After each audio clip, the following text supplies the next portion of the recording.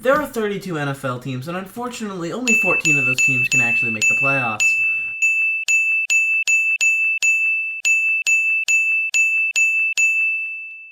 I already covered all those teams in a previous video, but what about those who missed the playoffs? Well, let's start with the Bengals. Game over. This was a roller coaster of a season. First, Burrow got hurt in training camp and looked injured as hell for the start of the season, so the Bengals lost a lot of games. Season looked lost, but Burrow finally got healthy and started putting wins together. And then, Burrow was out for the season because of a totally unrelated injury to his wrist. Tough. Well, apparently there is still hope.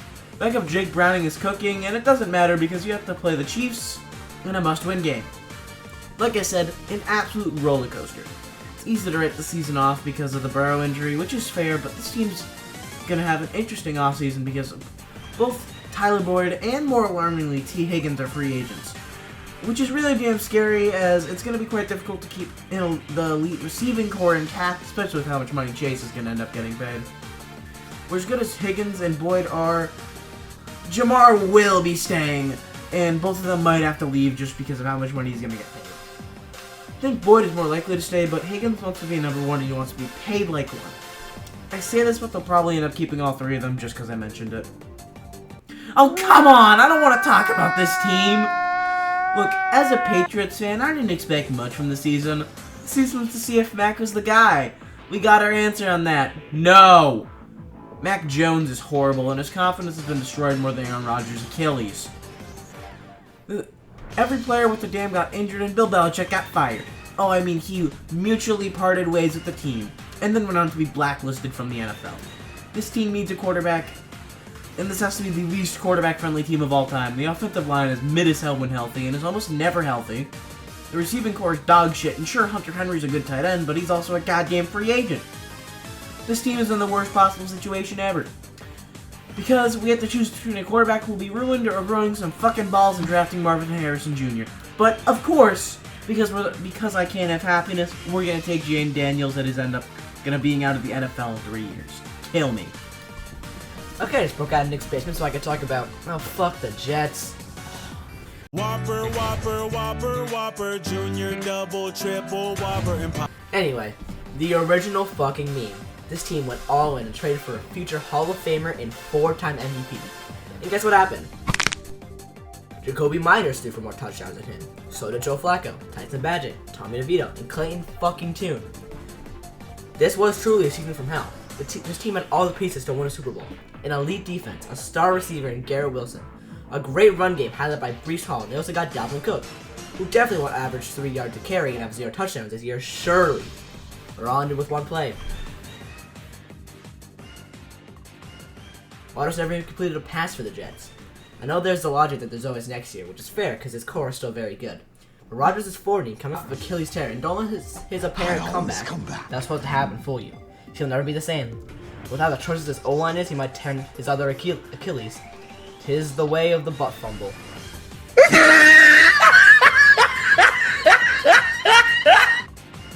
The Chargers. Who's surprised by what happened? Yeah, I know it's overplayed, but this is just pathetic. This team had all the pieces to win the Super Bowl again, and they blew it again. Herbert got hurt late in the season, but the season was already over long before that. The second they allowed Brandon Staley back into the facility after he blew a 27-point lead, it was Jover. Defense once again looked horrendous, and their first-round pick was already questionable, and Quentin Johnston looked like prime Giants Evan Ingram, with the goddamn drops he had. Burrow's hands were made of pure concrete, and unironically lost in a couple games. I mean, everyone got injured, but you have Jim Harbaugh now, and all it took was wasting a year of Herbert's prime. Smash. The Josh McDipshit circus was quite entertaining, as it ended with him being fired on Halloween. Let's just say that was the best treat any Raiders fan could have received that day. Unless they got one of those fucking green tea Kit Kats. Those things slap so hard it makes you forget McDaniels kicked the field goal down 8 this season. All jokes aside, Antonio Pierce actually led his team to a very respectable 7-10, and luckily the ownership did not make the same mistake they did with Bisaccia, and they actually brought him back. Unfortunately, he benched Bear McConaughey's husband, Jimmy G, which was the only reason I was watching the Raiders. But yeah, this defense under him was actually pretty good, but the offense was, well, let's just say that this team lost 0-3 to the Vikings this year. And then they instantly dropped 60 points on the Chargers 4 days later, which is objectively the funniest thing ever. They also beat the Chiefs this year without completing the pass in 3 straight quarters. What the hell was this team? I didn't really talk about the Broncos for like half this year, mainly because they were just a clown show and it wasn't worth talking about. I'm gonna do the same thing here, for a bit of nostalgia. Sean Payton is an egotistical idiot, and Russ, despite not playing that bad, is probably gonna get cut. And I mean, look at that cap hit. Ain't no way! 2 years in a row, the clear winner of this division has choked it away to a team that was absolutely horrendous the previous year. And you guys were that team last year! I'll be real, Trevor Lawrence is probably the most overrated quarterback in the NFL, in my opinion. There's no way he's lived up to being the Jesus of NFL quarterbacks, and still looks like a rookie at times. There was a step forward last year, and but I mean, although he did get beaten up, which is a good excuse, he just looks bad. He makes bad reads and misses so many throws that D3 college quarterbacks make. They're gonna have to pay him soon, and honestly, I wouldn't with how fucked up the market is. I'd trade him and try and see if a team will overpay for him. It will be tricky to see what they do this offseason, as the defense is horrible, and Mr. Gamblers Anonymous is gonna need to get paid. It's gonna be a wild season next year, as Dougie P and Lawrence will both be paying for their job. Who would have thought the only consistent players on this offense are Evan Ingram and fucking Christian Kirk? I did not have that one on my bingo card at the beginning of last year, I'll be real. Okay, I promise that's gonna be the last Giga Chad Minshew. Of the season, at least. Oh god, he's gonna go to the Patriots, isn't he? This sure was a season. Shane Steichen had an absolute coaching masterclass, as when healthy Anthony Richardson looked great. And I do personally think Steichen deserves at least some credit for that. But then Richardson was out for the season, which does suck, but Minshew Mania was actually able to ride the ship for the remaining of the season. I mean, for all the memes, he played fine and managed the game very well. I'm personally someone who thinks the game manager isn't really an insult, as playing clean football and getting the ball into your playmaker's hands is huge. So, although he was a game manager, he did what he had to do and definitely won the Colts some games on his own, surprisingly. And guys! He made the Pro Bowl! Just like Mac Jones! Going off of my glorious king, the defense played very well, and Jonathan Taylor was signed to a new contract, despite Jim Irsay trying not to.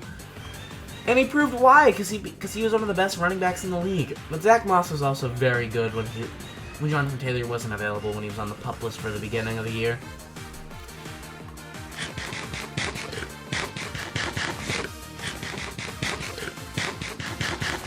This was always going to be an interesting season for the Titans.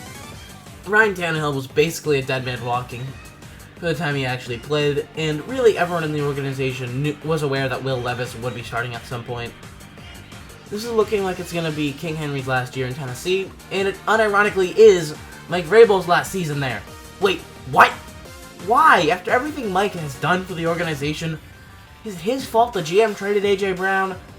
It's just going to be one of the worst coaching firings ever, in my opinion. I honestly still don't understand why D-Hop came here. Why didn't you go to the Patriots? We could have had 5 wins instead of 4. What the hell, man? This was an interesting season. This was going to be the season for Justin Fields to prove he's the future, and although he did play pretty well when he was healthy, his injury really killed his chances. This team rallied late in the year when he came back healthy, but it's looking like the Bears are going to draft Caleb Williams. Wait, how do they have the #1 overall pick? Oh yeah, David Tepper is a moron. I forgot about that. We'll get to him later. I do believe that it's time to move on from Fields. He's shown potential, but you're going to have to pay him soon, so it's not worth it. Especially when there's such a highly touted prospect in Caleb Williams literally standing right in front of you. Fortunately, he's going to the Bears, who's probably going to be an auto buzz. Also, unfortunately, Jordan Love owns your franchise now because Aaron Rodgers transferred it. Pretty unfortunate.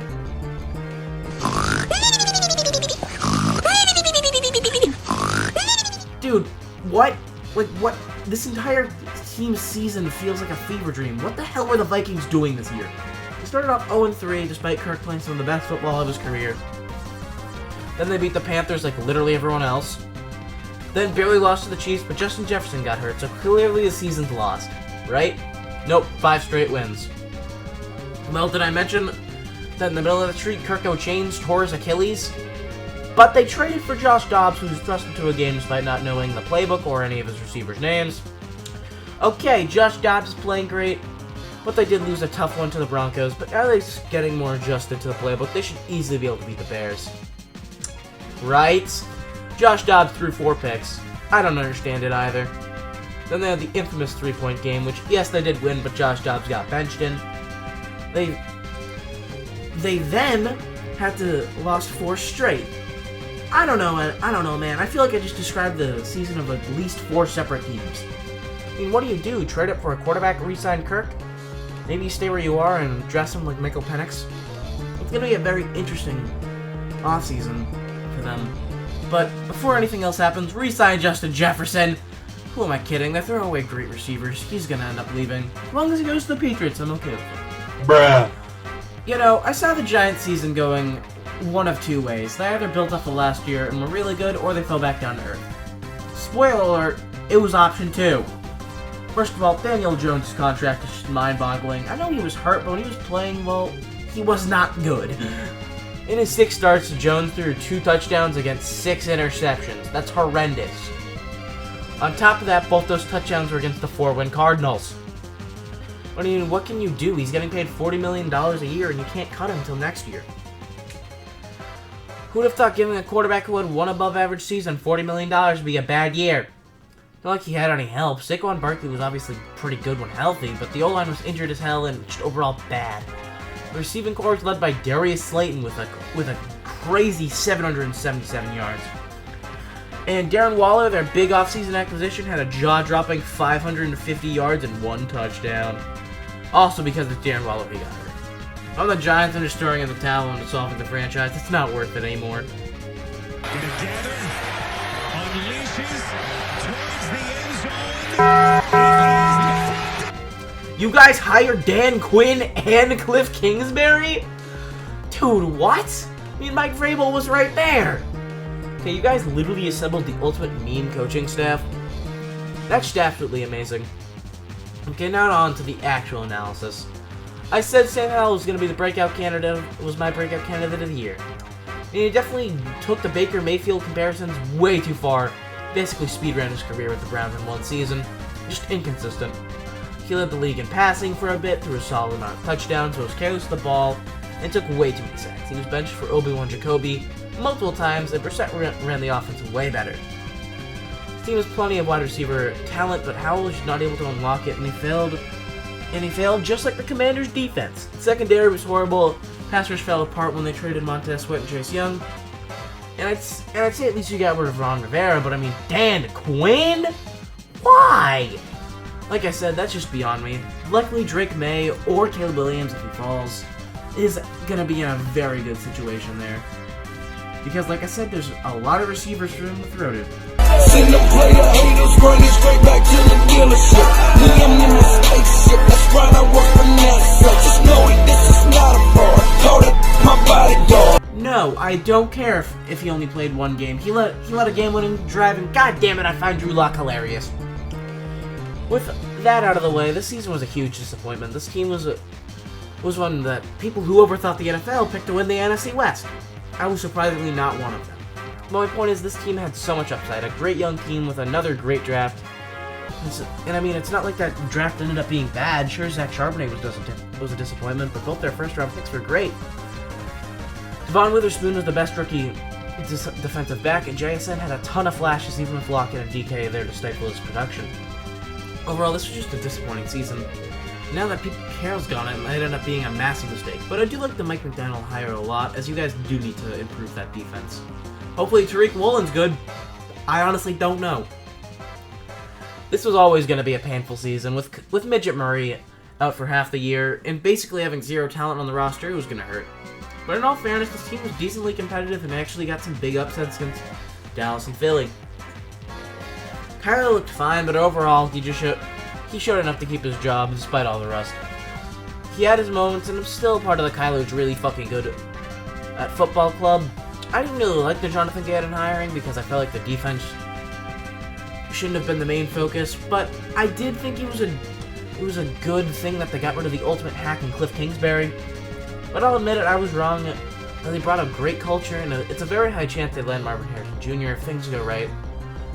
And him and Kyler would just be an absolutely amazing duo, especially with Hollywood Brown being there for some blazing speed. This offense would actually look pretty nice. They had the Texans pick, which was way higher than I think anyone thought, but 2 first-round picks is still pretty nice. Give me the beat, boys, and free my soul. I wanna get lost in your rock and roll and drift away. This sure was a season. I'm gonna start off by saying I was wrong. Carr's not good. Like, his stats looked good on paper, but that's all because he balled out in the garbage time of the season, just like he always does. Not the problem with the Raiders, and maybe if he was in his prime he'd be successful, but ever since he broke his leg and made him lose the MVP, he just hasn't been the same player. He's like washed to a new level, man. He's never won a playoff game, and he isn't Matthew Stafford, he's just mid. Like, the entire team is mid. They're just okay. This team has so much damn potential, but they're ruining their future, and they're not even making the goddamn playoffs. Sad to see all these veterans rot. Blow it up, and trade all the grandfathers and rebuild. Keep Taysom Hill, though. You still need some reason to watch this damn team, and I'll be honest, he's the only reason I'm watching the team anymore. Wasted talent. That sums up the Falcons. Kyle Pitts, Drake London, and Bijan are all being wasted. The only bright spots of the season are Jesse Bates and the fact James Winston's fake Neil got Arthur Smith fired. This team doesn't deserve to be talked about until they actually use their talent. It should have been me, not him! It's not fair! And with Dan Snyder being in the gulag, or wherever he is now, someone had to take the worst owner role, and congrats to Dave Tepper for taking on the responsibility of being the NFL's #1 punching bag. This team traded a ton of draft picks only to draft a player that is looking horrible, mainly because you traded the only player who could actually catch. Mr. 5'9" Bryce Young is looking horrible, as I said, and they basically are ruining him. Every other snap he's getting pressured by a team who's rushing 4. This team was by far the worst team in the NFL, and they don't even have the one benefit of that, as they're not even able to use the first overall pick, because Chicago has it, and trust me, they're holding on to it very tight. Defense is actually pretty good, but there ain't no way in hell Brian Burns is going to want to stay here. It's game over. Dissolve the franchise, and please save Bryce Young. We literally, I feel bad for him at this point. Also, Frank Reich fucking sucked, and like I said, this team probably has the worst future out of anyone, including the Patriots. That was a recap of all the teams that missed the playoffs this year, and I hope you guys enjoyed it. This has been a wild season. And thank you guys for all the support. Once again, I already went on my thank you guys, and then that video proceeded to get 2,000 views. Like I said, just thank you so much, guys.